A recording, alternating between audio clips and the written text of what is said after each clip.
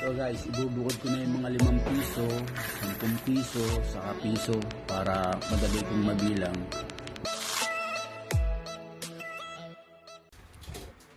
Hello guys, magandang gabi sa inyo. Ako po dito si Gelo Coins TV. Alam mo na ba? Dapat alam mo. Ito ngayon guys ang ating pag-uusapan. I-share ko sa inyo guys itong barya na ito. Ito po ay 25 centimo 1999. Ito po ay BSP Common Coins. Ito po ay walang added value. Paalala ko sa inyo, wala siyang added value. Pagka ganyan po ang kondisyon ng inyong mga barya, wag na po ninyong i-alok sa mga kolektor o wag na po ninyong i-post kung may bumibili ba nito. Ito po ay hindi pinapansin ng mga kolektor kapag ganyan po ang kondisyon ng inyong mga barya. Gastusin na lang po ninyo. Iyan po ay tatanggapin pa rin sa mga tindahan. Umiiral pa po yan, yung ating 25 centimo. Tinatanggap pa yan. Sinusukli pa nga yan sa atin, sa mga grocery, sa mga Mercury, at sa ibang tindahan. Sinusukli pa yan.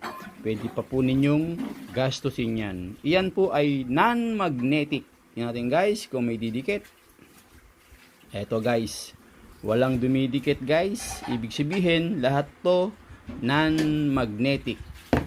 1999 non-magnetic. Paalala ko ulit, ito po ay walang added value. Ang binibili po ng mga kolektor, yung mga ganito po ang kondisyon. Iyan po. Iyan po ang hinahanap ng mga kolektor. Yung magaganda, yung medyo kumikinang-kinang. Huwag po ninyong lilinisin ang inyong mga barya dahil alam po ng mga kolektor kapag nilinis ang mga barya. Ang hinahanap nila yung natural yung pagkakakintab-kintab niya, yung AU condition o kaya UNC condition. Ang value nito guys, yung AU nakalagay doon 21 pesos ang isa.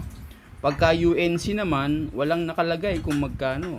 Siguro pwede itong maging 30 pesos o kaya 35 pesos.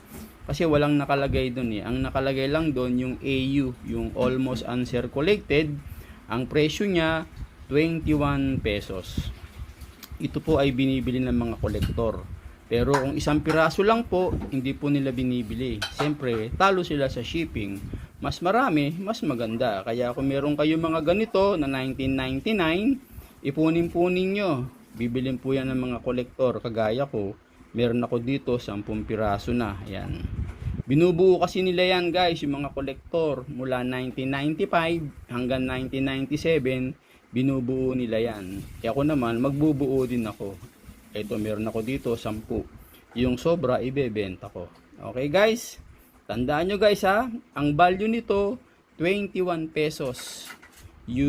Pagka UNC naman, dahil walang nakalagay, siguro pwede na ng 30 o 35 pesos. Kasi nakalagay doon 15% eh. Yan guys, ganito dapat ang kondisyon ng inyong mga barya. Huwag nyong lilinisin. Pero kung pang personal po ninyo, halimbawa magbubuo kayo pang personal ninyo, gusto nyo makikintab, pwede nyo linisin. Pero kung ibebenta po ninyo, wag po ninyong lilinisin. Ito, tatago ko muna ito, mag-iipon pa ako. Gusto ko mas marami. Ito po ay year 1999, 25 centimo BSP. Yan. Yung mga ganito guys, yung mga ganito ang kondisyon. Nako, kapalitan nyo yan. Yung mga maiitim na yan, wala na po itong added value. Kaya ito po, gagastusin ko na. Binukod ko na to. Ibig sabihin, hindi ko to maibebenta. Maibibili ko to, pwede pa. Guys ha, paalala ko lang, kung meron kayong mapapanood ng mga video na bumibili sila ng 1999 sa mataas na halaga, huwag po kayong maniniwala. Dahil ito po ay walang added value. Ang binibili ng mga kolektor, yung mga ganitong kondisyon. Yung makikintab, magaganda. Ang value po nito, 21 pesos ang isa, pwedeng 30 pesos o 35 pesos kapag UNC. Okay guys,